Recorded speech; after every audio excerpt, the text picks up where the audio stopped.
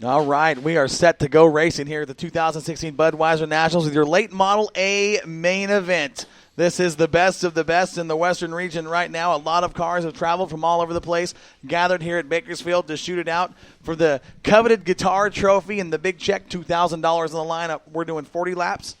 40 laps once again. 40 laps for your late models. This is going to be a 30 laps tonight. That's what I thought. 30 laps tonight.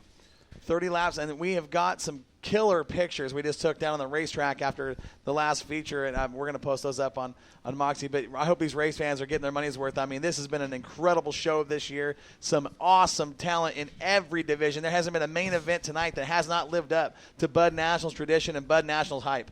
Without a doubt, Bud Nationals, Budweiser, the king of beers, bringing in the trophy girls out here tonight.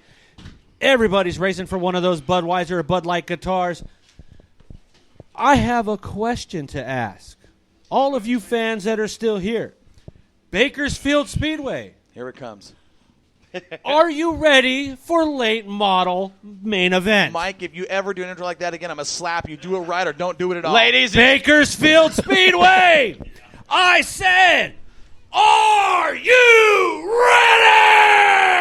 That's the mic I know right there. Man, I am so pumped for this late model feature. This is what we flew in for. This is what it's all about for us here at the Bud Nationals.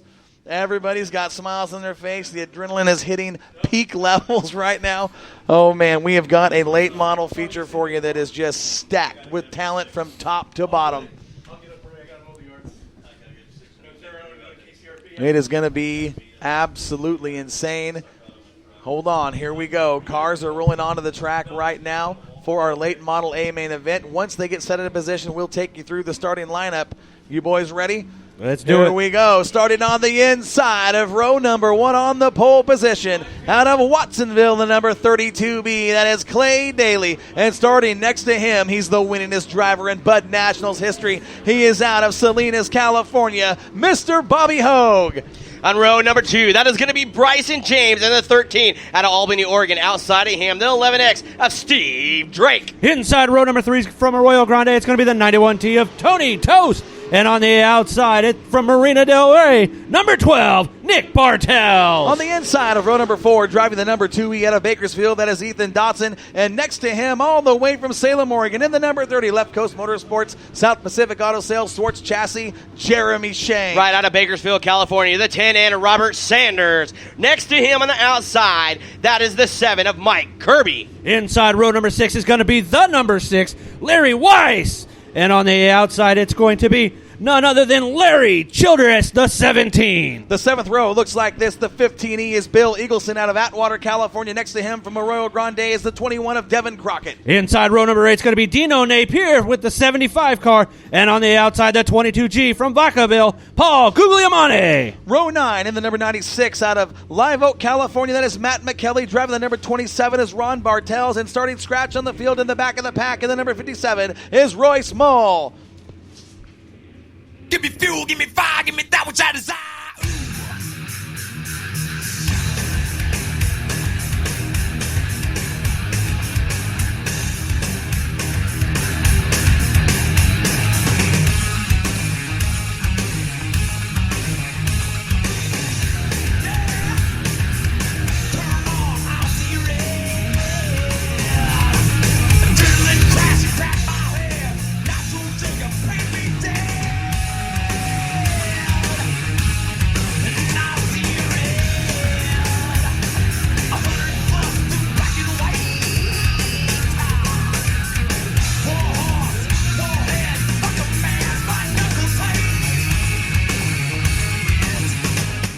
All right, your flagman just gave him the 1 to go. We're going to go green flag racing. Bud Nationals title is on the line, starting this time out of turn number 4. Your front row is the 32B of Daly and the 2 of Hogue. Here we go out of turn 4. Green flag, Bud National, late model, A main event underway and racing. A fantastic start for the number 2 of Bobby Hogue. He was up to the top side, 3-car length lead out of turn 2 over the 32B of Daly. Drake going to run third down the backstretch along with Bartels and Bryson James.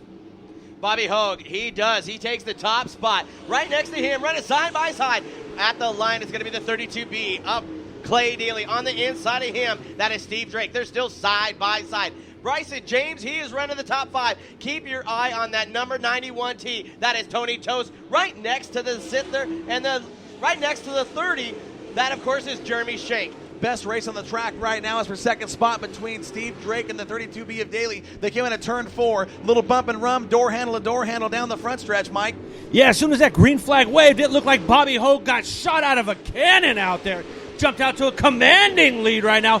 Over 10 car lengths. They're 3 wide coming out of 2. The Snake, Daly, and Bartels, 1, 2, 3, side by side for second, third, and fourth. Look who's got almost a full straightaway lead. That is the 2 of Bobby Hogue. That is the all-time winner here at Bakersfield Speedway. All the way up to the wall. Touch the wall, ladies and gentlemen. That is top 5. Running with Tony Tost. That is Bryson James that just tapped the turn number 2 wall going into the entry of turn number 1. Man, unbelievable. These guys turning it loose, letting it fly. We're only 5 laps in, and Bobby Hogue has checked out with a full straightaway lead over the second place battle of Clay Daly and Steve Drake. Your fourth place car is a 12 of Bartels. Sitting fifth is Tony Tost, and it's Bryson James, Jeremy Shank, Mike Kirby. After Kirby, it's the 2E of Dotson. Then it's Crockett, Sanders, Childress, Wise, Guglielmani. Pass for the second spot. Now Look Clay at Daly's that going to race. 3 wide out of turn number 2 Oh, or turn number man. 3, ladies and gentlemen. Clay Daly back underneath the 11. That is, of course, Drake. Drake sitting there, holds off the second spot. All the way up front now, coming into some lap traffic on lap number 8. That is Bobby Hogue. Here comes the Oregon boys in about 6th place. You've got Shank and you've got Mays right next to each other, driving hard. Here they come. Already, Bobby Hogue is at the back of the pack on lap number 8, starts to put the car's lap down as he moves by the 96 of Matt McKelly. McKelly, the first victim to the number 2 as he goes a lap down into turn 1. I cannot believe what Bobby Hogue is doing on this racetrack. He looks like like Scott Schweitzer said, like he's got his extra set of keys to this place. He is looking phenomenal. He is now coming up some lap traffic. If that's going to be the 57, that of Roy Small. Roy Small, I'm sorry about that. He is still sitting there, but all the way now coming up into some lap traffic. Also, that's going to be the 11 of Steve Drake. Drake now comes up and challenges the 96 of some lap traffic. All out front, though, is Bobby Hogue. By now, 7 car lengths. That big lead that Bobby Hogue had is disappearing quick as he is in lap traffic, and the 11 of Steve Drake is driving right up to the backside of him. He's going to go, he's 3 car lengths back down the front stretch. Steve Drake right now is on a mission. Bartels is right there with him, starting to get up into that traffic with the 96 car, but all this traffic right there on the back. Here comes the Snake right on the backside of Bobby Hogue. 2 together. Guglielmani in the 75. They're doing a rearranging of the nose job of the 75 car. Did you see what happened right in front of Steve Drake and the job of driving he did? Slow down the backstretch. Caution Paul is out. Guglielmani. Yeah, Guglielmani in the 75 had a meeting of the minds on the front stretch, and who had the best seat in the house? That 11X is Steve Drake. Man, he those was coming guys up in a hurry, I too. mean, they were banging doors. They were hooked up, crossed up. Drake got out of the throttle, touched the brake just a little bit, dived to the inside, got by him. He has turned in the fastest lap of the race so far by, listen to this, he's a half second faster than your leader, Bobby Hogue. Yeah, but you got to remember that Bobby Hogue, he might be half a second faster, but it was while Bobby Hogue was in traffic a lot of the time, Drake was able to open himself up and get some free air, and that cool air on that car, that extra downforce pushes that sucker around this track really fast. Night number 2 last year, Steve Drake picked up the win. We'll see if he can complete that, again this year, and if he can pick up a win on night number 2. But right now, Bobby Hogue has been exceptional up front. I mean, it doesn't even look like he's making an effort to drive the car, and he just checks out. Yeah, it was really interesting to see him jump. As soon as that green flag waved, he shot out on that high side and just left everybody in the dust. Okay, one thing I want you to notice next time Hogue comes out of turn 4 while we're under caution, take a look at the right rear corner of his car, and you'll notice, you see that wing? See the wing panel out there on the right side? 310s. I'm telling you, that could be the difference. Steve Drake, look at the 75. The 75 with huge, massive front end damage on that car. Dino Napier, the entire left side of the nose is folded over on top of the right. Hey, he's not going to overheat. He's going to get some air down there in that car. So if you guys notice this, coming out down the backstretch, going into turn number 3. On the high side of turn number 3, there's a bump. Oh, there's a big bump. There's a huge bump. It's starting. I don't know if it's helping these guys to set the car in going into 3 and 4. But a lot of these guys are either running over top of it or running down below it. I've noticed if they run up on it and they don't hit it just right, that car has a massive push in 3 and 4. Unloads big time. Then when it sets, it is grabbing, putting the power on the ground. They've got their hands full. So a lot of those guys trying to miss it. But, everybody's got to race the same track. They Look do. what I see. I mean, this is... There it is. That's what we call a Crisscross California applesauce. restart where I'm from, We Mike. call it a Texas restart here. Ladies and gentlemen, we are getting ready for a Mississippi restart. It's a MISSIPPI. Texafornia. Here we go at a turn 4. Green flag for Bobby Hogue. Hogue sets the pace down the front stretch into turn 1. Steve Drake going to follow suit.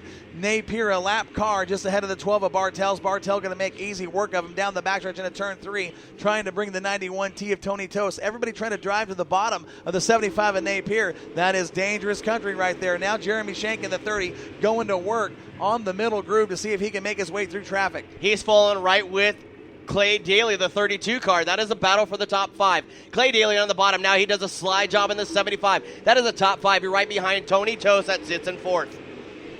Bobby Hogue still running away from this field. He gets some clean air underneath that car. He's running the middle groove. Him and Steve Drake are sitting there running 1 and 2.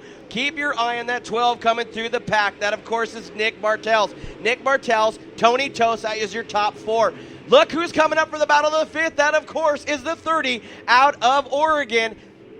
Coming up next to Clay Daly. Jeremy Shank on a mission, but I am watching these cars out of turn 4 right in front of the Mike Mosier Tower, and there isn't anybody out there that has got the forward bite of the 2 of Bobby Hogue. It is unmatched. Big move by Shank into turn 3 as he slips by the 32B of Daly to steal the number 5 position. Shank races his way into the top 5, now trying to catch the top 4 who have separated themselves from most of the field. Listen to this, lap 18. We're coming up on lap 19. Bobby Hogue, that started to drive away from the rest of the field at lap number 5, isn't driving away from the next three guys. Take a look at the number 2 car, Bobby Hogue. If you look on that right rear where the spoiler is, it's pointing up a little bit. Looks like he might have had contact with something, or something has come loose. If you see it flopping in the wind there. That's going to take a lot of drag out of the car. They rely a lot on the wings of these cars, especially if it has a little bit of this. Look who's closing up on Bobby Hogue now. That is Steve Drake in the 11. He's running the middle. Bobby Hogue running on the bottom. The 12 car, that of course is Nick Bartels. He's closing up with Tony Tost. Okay, as the track slicks off, I'm watching the 30 car. He's starting to reel in those top Jeremy 4 cars. Shank. They're getting into lap traffic, and the forward bite in the 30 starting to look very similar to the number 2 car. Watch him drive out of turn 4. Jeremy Shank gets that car loaded over onto the right rear, and that car is moving down the straightaway. 8 laps to go, ladies and gentlemen. 22 laps down. All out front's Bobby Hogue. Right behind him, that is going to be Steve Drake. Nick Bartels. Then it's Tost and Shank, and they have caught lap traffic. This is where the race gets settled. We're going to do it in lap traffic. Bud Nationals title on the line. Can anybody get by Hogue right now? Unless there's a caution with 23 laps down, 24 laps down, now with 6 laps to go, I don't believe so. Look at the cluster all the way behind him from 5th on back. 5th on back, it literally is over a half a almost a full. Oh, big wreck into turn 3. Everybody's stacking him up. Bobby Hogue gets collected. Drake gets by. Drake will be your leader at the line. No, Bobby Hogue is up on the top side. Did he get collected? Nope, he's still going. But we do not race back to the caution here, so we revert back to the last completed lap. Okay, now check. Look at the wing on the right-hand side. From about 10 inches in on that right-hand side, fold it over all the way to the back. That is going to hurt him. That's what I was saying. 24 laps down, 6 laps to go.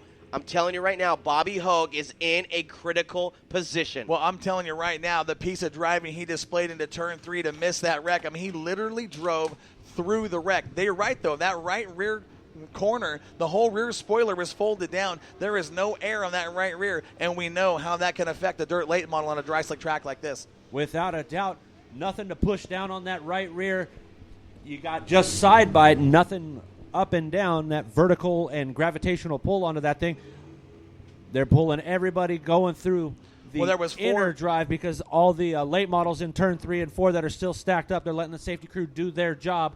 without getting anywhere near him, so those safety crew can do it safely and quickly. I cannot believe Bobby Hogue went through that wreck and missed it. I mean, there was cars everywhere, a small gap just big enough to put the car into. He got in.